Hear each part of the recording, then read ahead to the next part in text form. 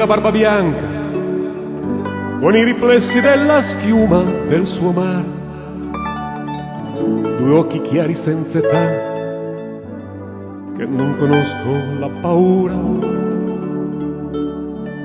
due mani grandi e generose, che hanno nel pugno l'avventura, una voce ruvida come il whisky, pastosa e intensa come la birra scura, vibrante come i colori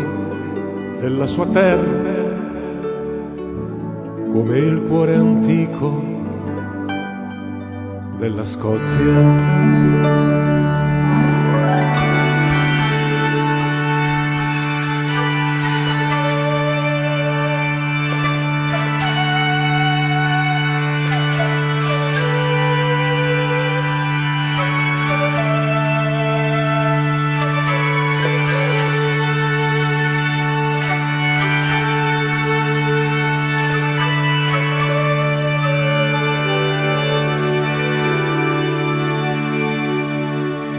E nell'aria una storia guerriera,